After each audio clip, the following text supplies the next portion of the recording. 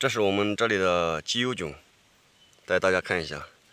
今天上山本来想找它的，这个吃起来跟鸡肉的味道差不多，也挺好吃的。我们这菌子很多，但是能吃的，并不多，我们不敢贸然去吃。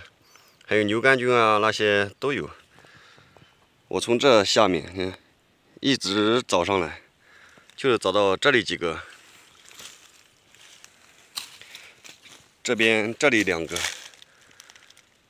估计是因为前段时间今年天气太干旱了，前2天刚下了2天雨，今天雨停了嘛，导致这个菌子没出来。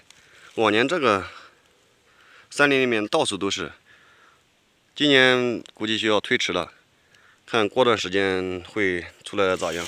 你看，这就是长菌子的这个森林。我们这里还有那个松茸，就是这段时间网上那个云南买的那个松茸，我们这也有，但是要1个月之后才能开采。这山上面就有。今天本想着有个好的收获了，带大家看一下这个上山捡菌子的情形呢。万万没想到失策了，就找着这几个。好了，今天就敷衍大家一下，等到时候菌子大量出来了，再给拍视频让大家看。这几个我们就不采了，让它慢慢长吧。